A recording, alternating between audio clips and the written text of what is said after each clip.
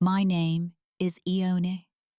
I'm 64 years old, and I thought I knew what family meant until my daughter-in-law decided I didn't deserve a seat at my own dining table. 8 months ago, I sold my beautiful 3-bedroom ranch house to help my son Marcus and his wife Brittany keep their home from foreclosure. What I thought would be a temporary arrangement turned into something I never saw coming. That night at dinner, when Brittany looked me straight in the eye and said those words that changed everything, I realized sometimes the people closest to you can make you feel the smallest.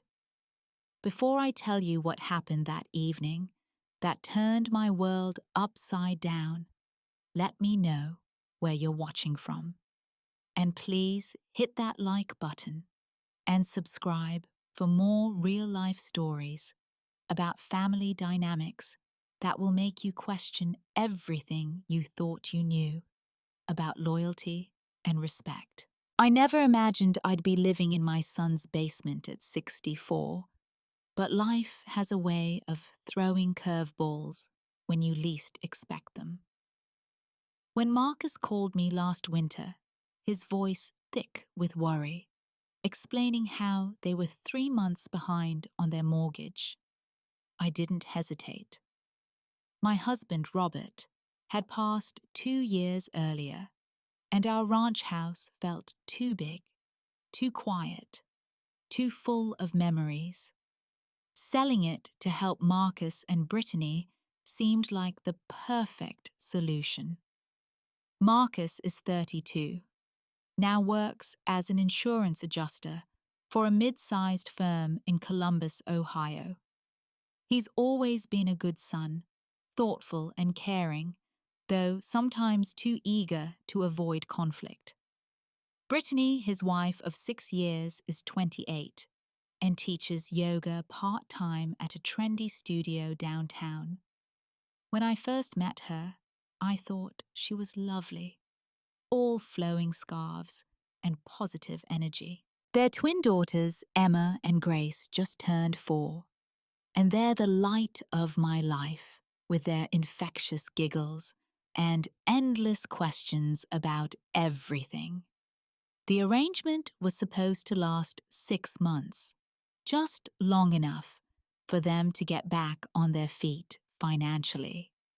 Brittany had converted their basement into a cozy bedroom for me, complete with a small sitting area and my own bathroom.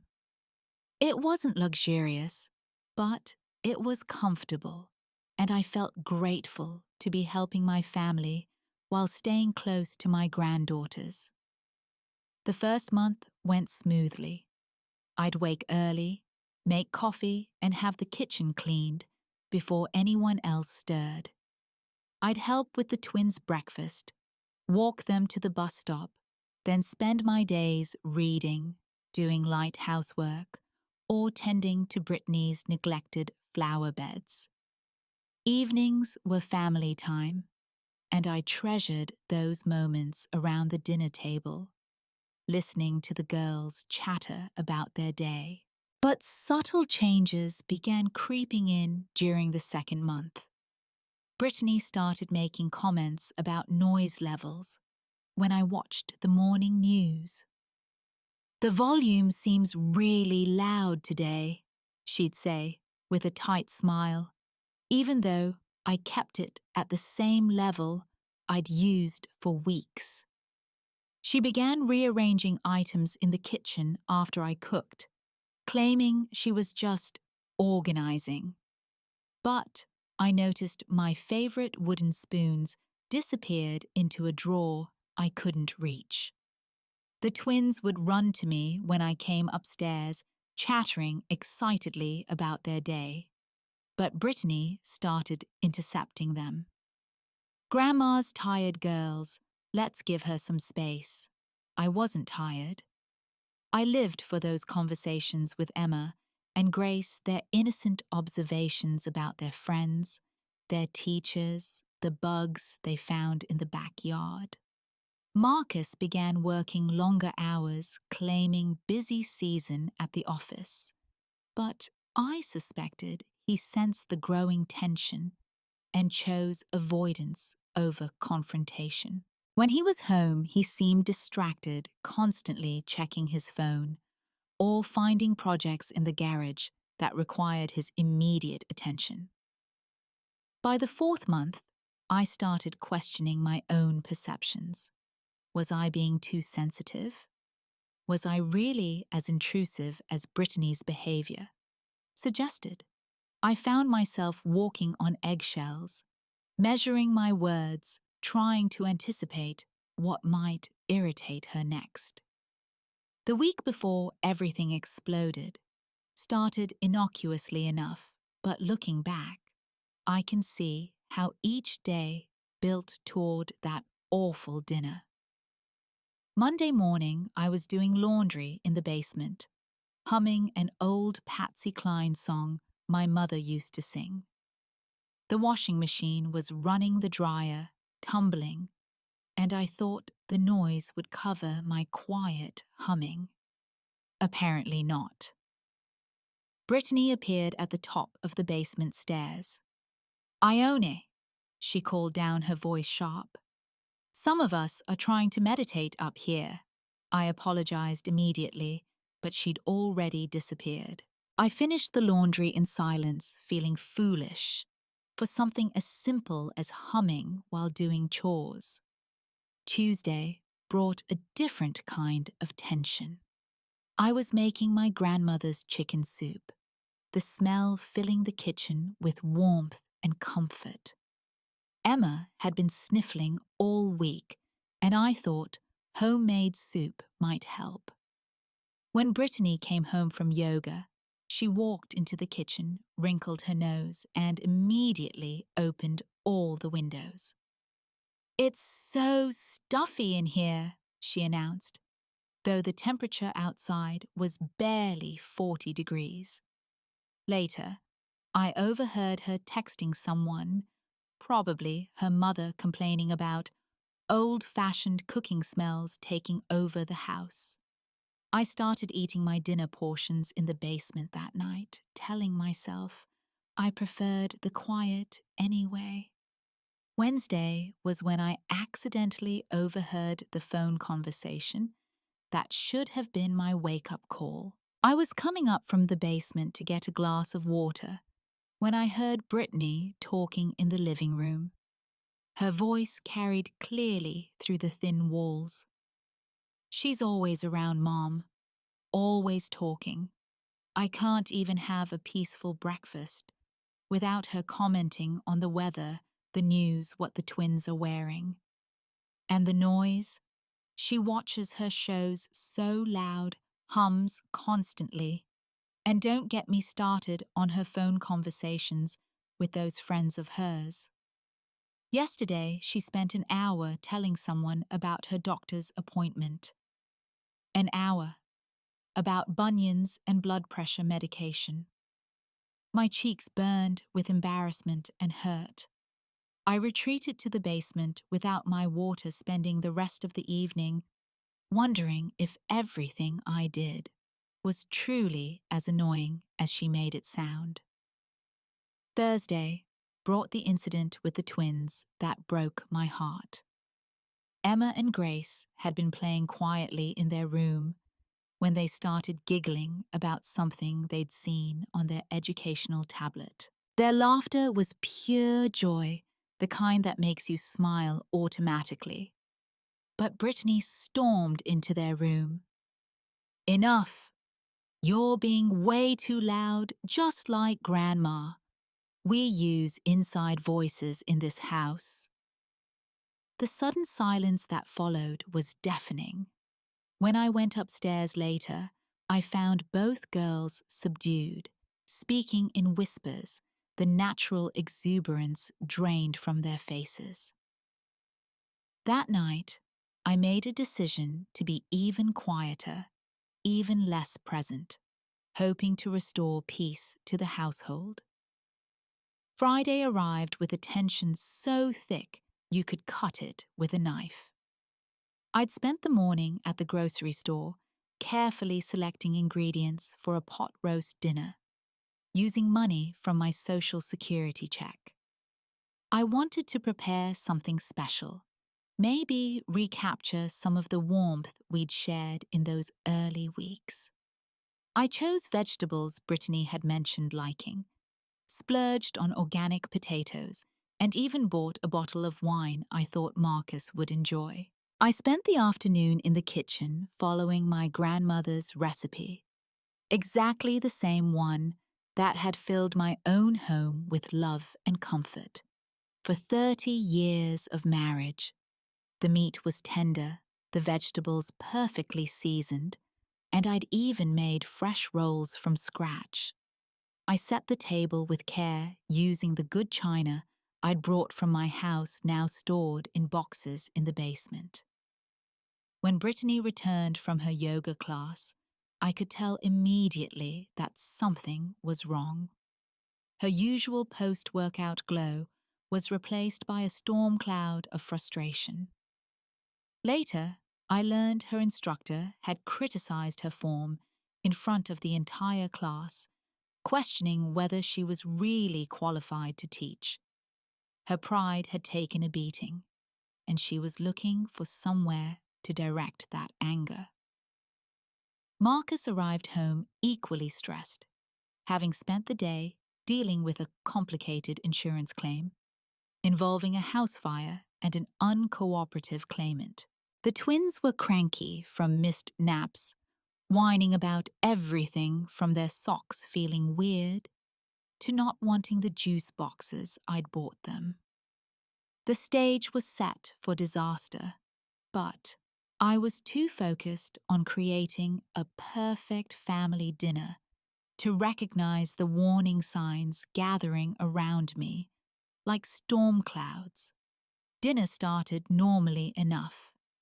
We all gathered around the table, the twins climbing into their booster seats, while Marcus carved the pot roast with genuine appreciation. "This smells incredible, Mom," he said, and for a moment, I felt that familiar warmth of being useful, being valued. Brittany picked at her vegetables without comment, but I noticed she was eating, which I took as a positive sign.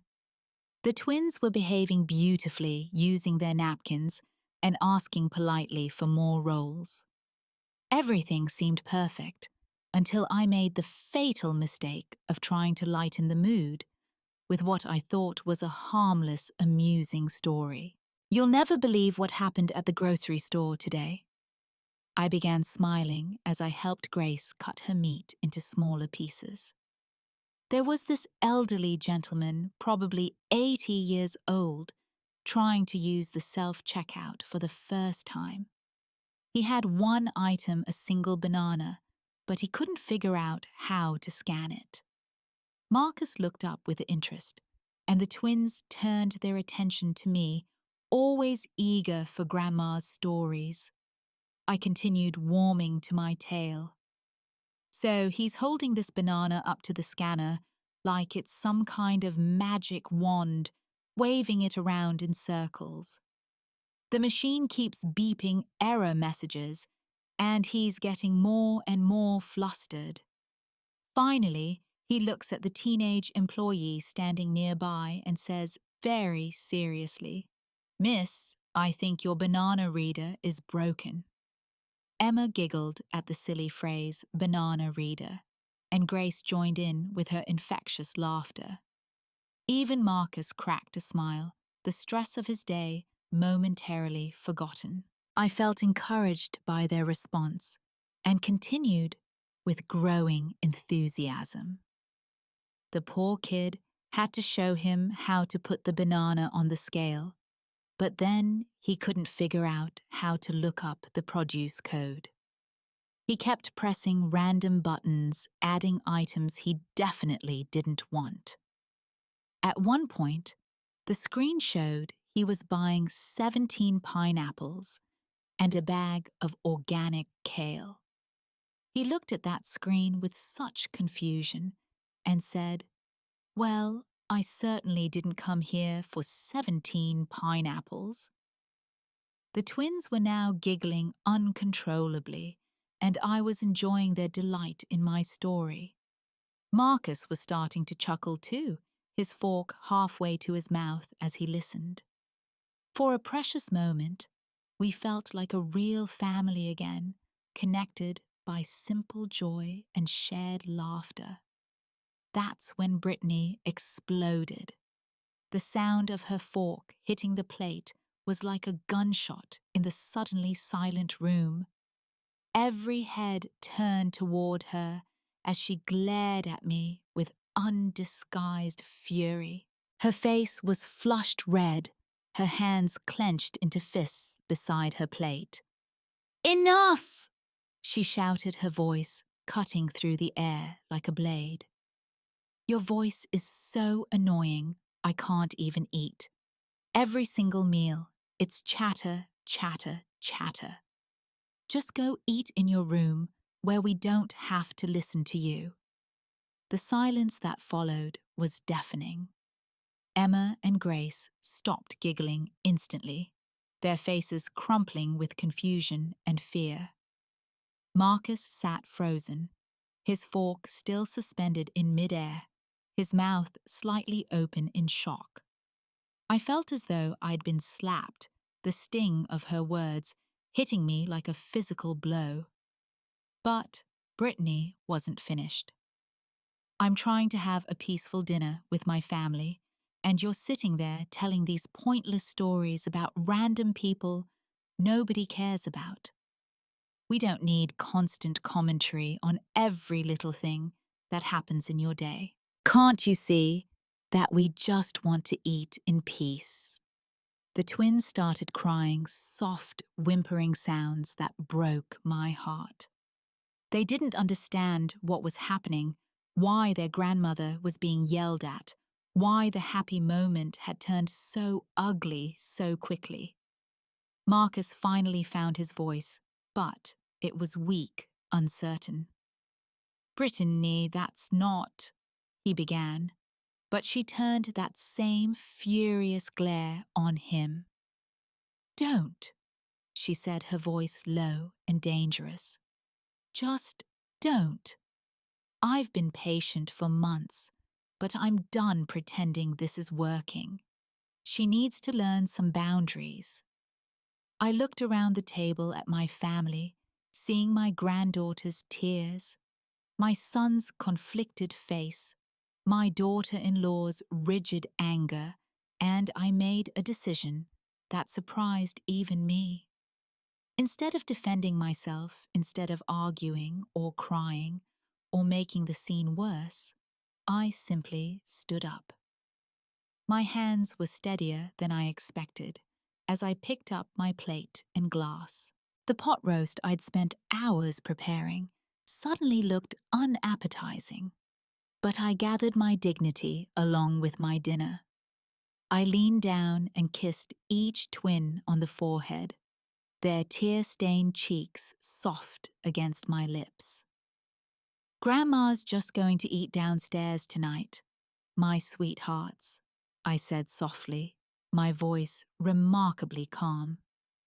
"You enjoy your dinner with Mommy and Daddy." Marcus started to rise from his chair, clearly torn between following me and staying with his family. I placed a gentle hand on his shoulder, stopping him. "Stay with your family, Marcus. They need you here." As I walked toward the basement stairs, my plate in hand, I heard Brittany's voice behind me, already softer, perhaps realizing she'd gone too far. "Ione, I didn't mean—" But I didn't turn around. I'd heard enough. Sitting on the edge of my basement bed, my untouched dinner growing cold on the nightstand beside me, I felt the full weight of what had just happened settling over me like a heavy blanket. My hands were shaking now, the calm composure I'd maintained upstairs finally cracking in the privacy of my small room. This wasn't just about dinner. This wasn't about my voice or my stories or even my presence at their table. This was about something much deeper and more painful. I had become unwelcome in my son's home, a burden to be tolerated, rather than a family member to be cherished. The realization hit me like a punch to the gut, leaving me breathless with the sudden clarity of my situation. I thought about my late husband, Robert, and the advice he'd given me during difficult times in our marriage. Never let anyone make you feel small, Ione, he'd said after a particularly painful encounter with his critical mother. You have value, you have worth, and you have choices. Don't forget that. I'd forgotten somewhere in these months of tiptoeing around Brittany's moods and trying to make myself invisible. Sleep was impossible that night. Around 11 o'clock, I heard raised voices coming from upstairs, muffled by the basement ceiling, but unmistakably angry. I could make out Brittany's sharp tones and Marcus's deeper, more conciliatory responses. They were arguing about me, about the dinner incident, about what to do next. I crept to the bottom of the basement stairs and listened, knowing I shouldn't, but unable to stop myself. The words I caught were like daggers to my heart. She needs to find her own place, Marcus, Brittany was saying. This living situation isn't working for anyone. I feel like I'm walking on eggshells in my own home, and tonight proved that we can't even have a family dinner without drama. She helped us keep this house, Brittany, Marcus replied, but his voice lacked conviction. We'd be living in some cramped apartment right now if she hadn't sold her place and given us that money. That doesn't give her the right to take over our lives, Brittany shot back. I never agreed to permanent roommate status with your mother. The girls are picking up her habits, getting loud and disruptive. And frankly, Marcus, you need to choose. Are you married to me or to your mother? I heard footsteps crossing the floor above. Then Marcus's voice, quieter now, but still audible. It's not that simple. She's my mother, and she's alone now. Then let her be alone somewhere else, Brittany replied coldly. There are senior communities assisted living places. She has options that don't involve ruining our family dynamic. I retreated to my bed, having heard more than enough. Marcus was defending me weakly, half-heartedly, more concerned with keeping peace with his wife than standing up for what was right. I understood then that I truly was on my own in this house, that whatever family bond I thought I had here was an illusion. The next morning brought Marcus to my door with coffee and an awkward attempt at an apology. He knocked softly before entering his face a mask of uncomfortable guilt. Mom, about last night? He began setting the coffee mug on my nightstand. Brittany was stressed about some things at work, and she didn't mean what she said. You know how she gets sometimes. But I did know how she gets, and that was exactly the problem. This wasn't stress or a bad day at work. This was her true feelings finally coming to the surface. I accepted his coffee gracefully, but didn't pretend to accept his excuses. Marcus, I said gently, we both know that wasn't about work stress. 20 minutes later, Brittany appeared in my doorway with her own hollow attempt at reconciliation. Her yoga clothes were perfectly arranged, her hair smoothed back in a neat ponytail, and her expression was carefully composed into what she probably thought looked like remorse. Ione, I'm sorry if I hurt your feelings last night. She said the words sounding rehearsed. I was overwhelmed, and I shouldn't have taken it out on you. Maybe we can all try to be more mindful of each other's needs going forward. The apology was meaningless, full of qualifiers and conditions. Sorry if I hurt your feelings, not sorry for what I did. Maybe we can try. Not, I will do better. It was damage control, nothing more, and we both knew it. But as I lay in my basement room that day, something began shifting inside me. The hurt and embarrassment was still there, but underneath them, something stronger was growing. I began thinking about my life before this house, before tiptoeing around someone else's moods and making myself small to fit into spaces where I wasn't truly wanted. I thought about my friend Dorothy, who'd been calling me for months, telling me about the wonderful senior living community she'd moved into after her husband passed. You should come see it, Yone, she'd said during our last conversation. There are so many activities, such lovely people, and the independence I haven't felt this free in years. At the time, I dismissed her suggestions focused on helping my family, believing that sacrificing my own comfort was the right thing to do.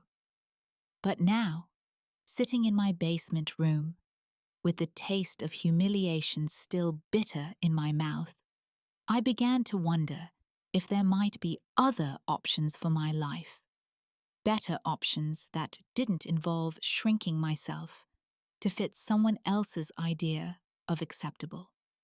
That afternoon, while Brittany was at her yoga class and Marcus was at work, I did something I hadn't done in months.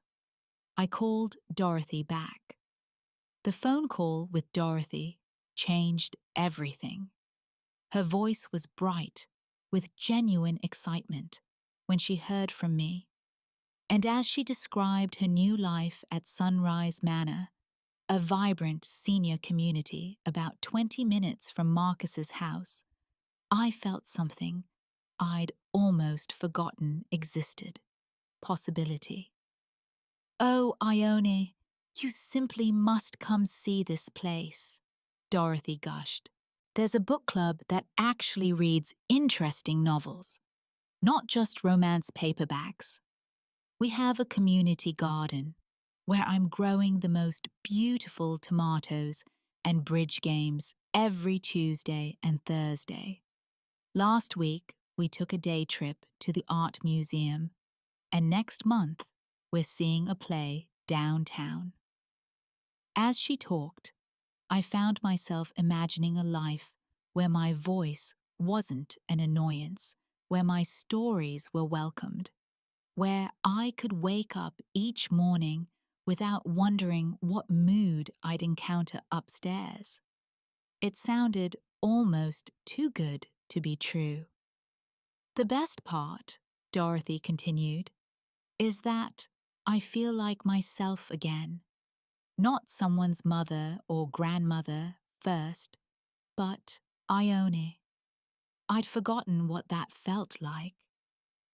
After hanging up, I spent the rest of the afternoon doing something I should have done months ago, taking stock of my actual financial situation. I pulled out bank statements, social security documents, and the financial portfolio Robert had left me. The picture that emerged surprised me. Between the proceeds from selling my house, Robert's life insurance policy, my pension from 30 years of teaching, and my social security benefits, I was in much better financial shape than I'd realized. I'd been so focused on helping Marcus and Brittany that I'd forgotten I had choices, that I didn't need to accept whatever living arrangement someone else deemed appropriate for me. The money I'd given them for their mortgage had come from my home sale proceeds, but I still had substantial savings and steady monthly income. I could afford to live independently, comfortably even. That evening, I waited until the family had finished their dinner, eaten separately in the kitchen while standing at the counter like some kind of servant, before I made my announcement. They were all in the living room, Marcus reading work emails on his tablet, Brittany scrolling through social media, and the twins coloring at the coffee table. "I've made a decision," I said, my voice calm and clear. "I'm going to be moving out in the next few weeks." The silence was immediate and complete. Marcus's head snapped up from his tablet, and Brittany's thumb stopped scrolling. Even the twins looked up from their coloring books, sensing the importance of the moment. "Mom, you don't have to do that," Marcus said, but his voice lacked conviction. "We can work things out. Last night was just a reflection of how things really are here," I finished for him. "And that's okay, Marcus. This arrangement was always meant to be temporary. It's time for me to find a place where I can be myself without worrying about being too loud, too talkative, or too present." Brittany's reaction was immediate panic, though she tried to hide it behind concern. "Ione, I really am sorry about yesterday. We don't want you to feel like you have to leave. This is your home too."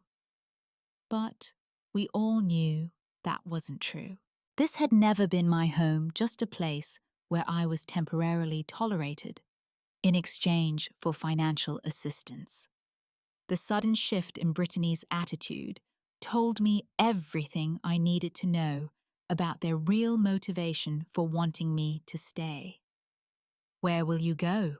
Marcus asked, and I could see him calculating numbers in his head, probably wondering how they'd manage their mortgage payments without my contribution. "I'm looking at a lovely senior community called Sunrise Manor," I replied. "Dorothy Miller lives there, and she's been telling me wonderful things about it. I'm touring apartments tomorrow." The next few days were a whirlwind of activity, but for the first time in months, it was activity that filled me with energy rather than drained it. I toured 3 different apartments at Sunrise Manor and fell in love with a beautiful 2-bedroom unit on the 2nd floor with a balcony overlooking the community gardens. The apartment was bright and spacious, with large windows that let in natural light and a modern kitchen where I could cook whatever I wanted, whenever I wanted, without worrying about cooking smells or taking up too much space. The 2nd bedroom would be perfect for when Emma and Grace came to visit, which I planned to arrange on my terms, in my space where their grandmother's voice was welcome. The community itself exceeded even Dorothy's enthusiastic descriptions. The residents were active, engaged people who'd chosen to live there, not elderly individuals, warehoused against their will. There were art classes, fitness programs designed for seniors, a library with comfortable reading nooks, and common areas where conversation was encouraged, not merely tolerated. I signed the lease that same day, with a move-in date 3 weeks away. The relief I felt was immediate and overwhelming. For the first time since moving into Marcus's basement, I felt like I could breathe freely again.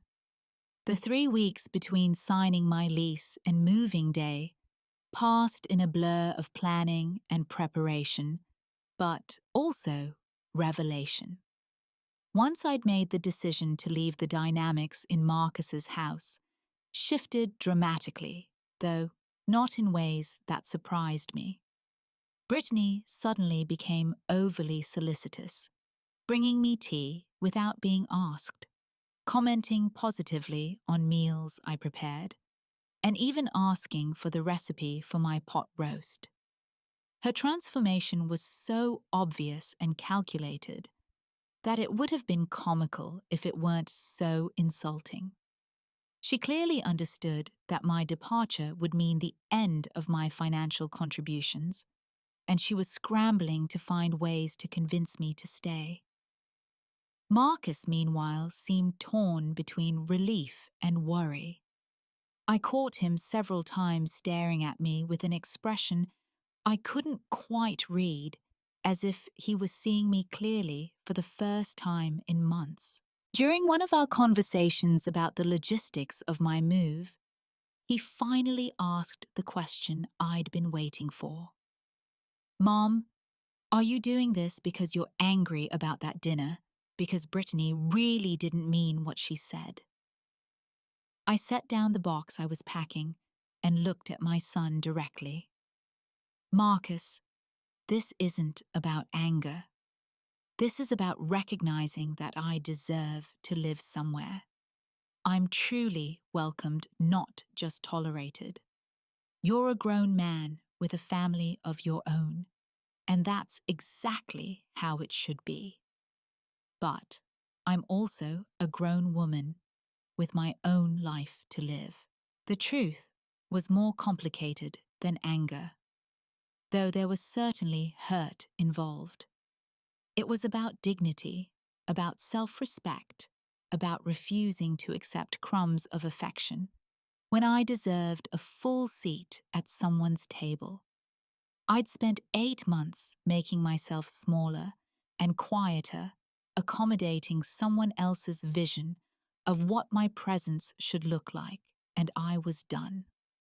The twins were the hardest part of the whole transition. Emma and Grace didn't understand why Grandma was leaving, and their tears nearly broke my resolve several times.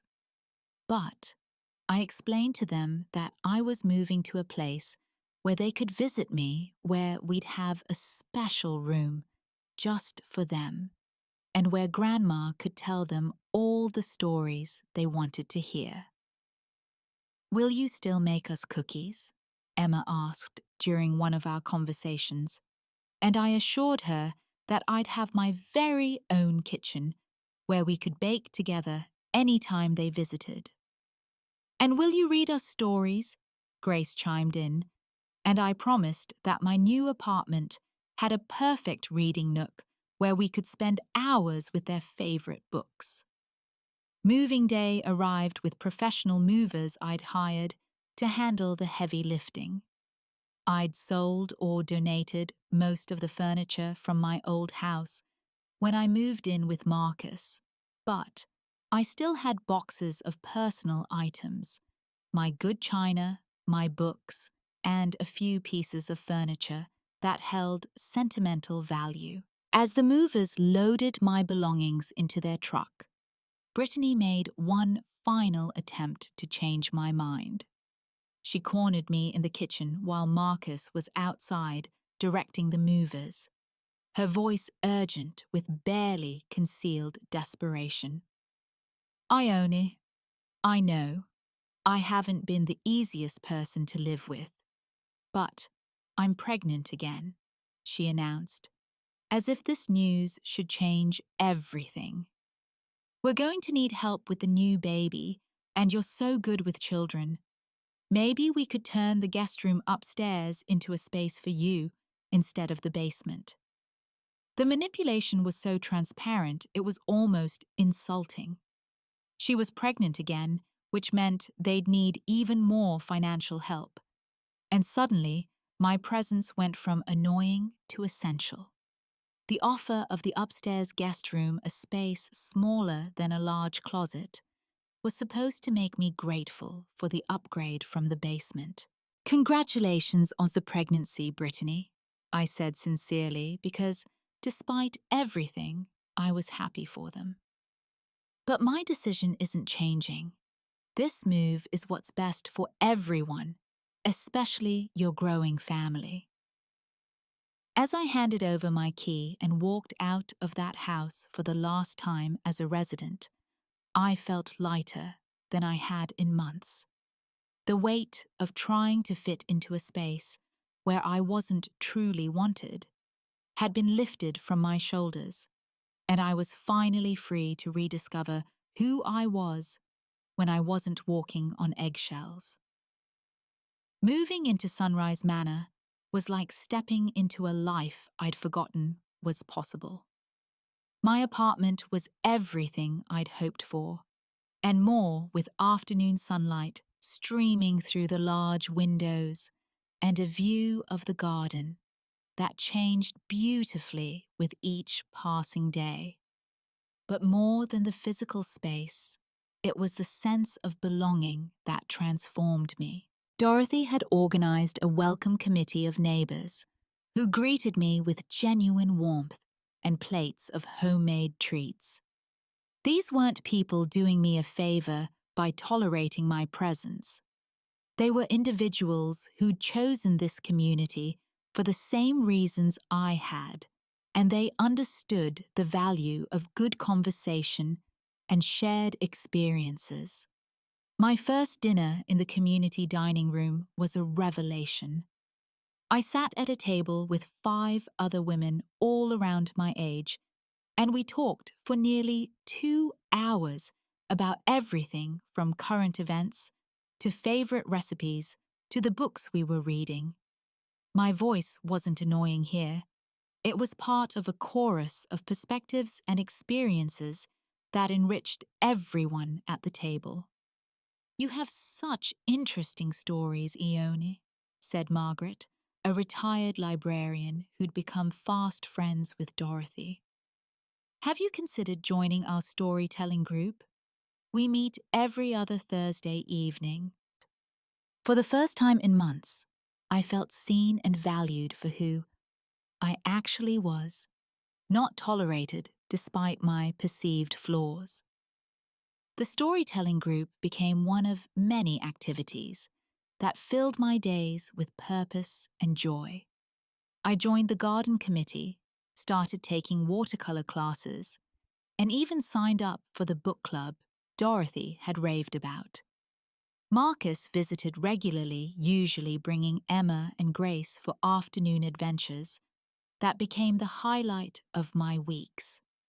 In my own space, with my own schedule, I could focus completely on being their grandmother without worrying about bothering anyone or staying within invisible boundaries.